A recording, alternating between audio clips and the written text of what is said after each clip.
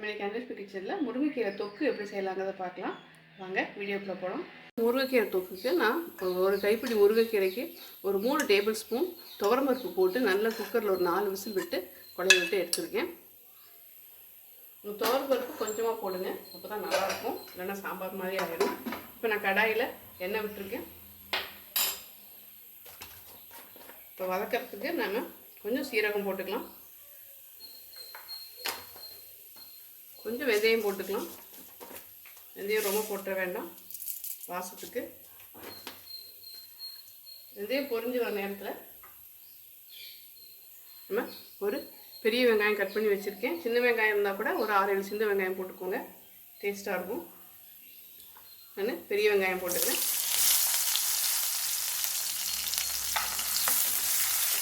இது கூடயே காரத்துக்கு மிளகா போட்டுக்கோங்க. உங்களுக்கு எவ்வளோ காரம் வேணுமோ அந்த அளவு போட்டுக்கோங்க. தொக்குனால கொஞ்சம் ஒரு பச்சை மிளகா போட்டிருக்கேன், ஒரு 6 காஞ்ச மிளகா போட்டிருக்கேன். இது கூட கொஞ்சம் பூண்டு, ஒரு 5-6 பல்லு பூண்டு போட்டுக்கலாம். இது வதங்கட்டும்.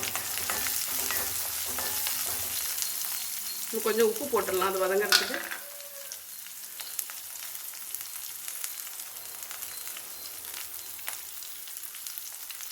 வெங்காயம் வதங்கிடுச்சு. நான் ஒரு பெரிய சைஸ் தக்காளி போட்டிருக்கேன்.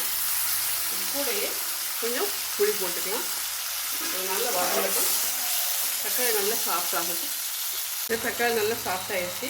இந்த டைமில் நம்ம இந்த டிஷ்ஷுக்கு தேவையான மஞ்சத்தூள் போட்டுட்டு இதை வேக வச்சுருக்கிற இந்த துவரம்பருப்பும் முருங்கைக்கீரையும் தண்ணி நான் நல்லா வடிகட்டிட்டேன். கடைசியாக யூஸ் பண்ணிக்கலாம். இதை போட்டு இது கூட சேர்த்து நல்லா இதை வதக்கி எடுத்துக்குவோம். பாருங்கள், நல்லா அது கூட சேர்ந்து அது நல்லா ஜெல்லாகிடுச்சு. பருப்பு போடுற காரணம் இதுதான். இங்கே பாருங்கள், நல்லா ஒரு தொக்கு பதத்துக்கு கொண்டு வரணுங்கிறதுக்காகத்தான் போடுறேன். இப்போ நான் அடுப்பு ஆஃப் பண்ணிடுறேன்.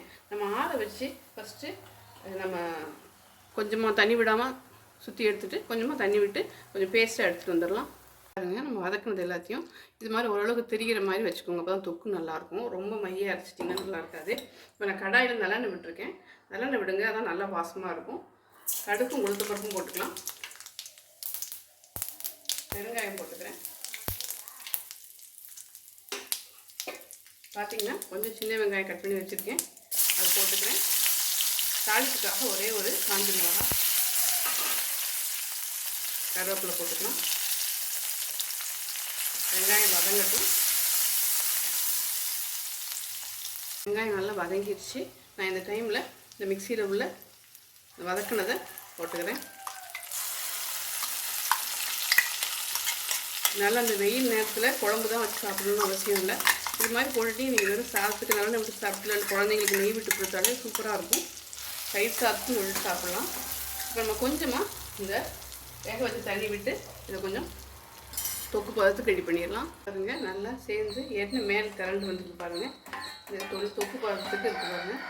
நல்லா சாதத்துக்கு பிசைஞ்சு சாப்பிட்லாம், இல்லை தொட்டு சாப்பிட்லாம், சூப்பராக இருக்கும். ட்ரை பண்ணி பாருங்கள். இன்னொரு சூப்பரான டிஷ்ஷோடு மீட் பண்ணலாம். மறக்காமல் சேனல் லைக் பண்ணுங்கள், ஷேர் பண்ணுங்கள், சப்ஸ்கிரைப் பண்ணுங்கள். தேங்க்யூ.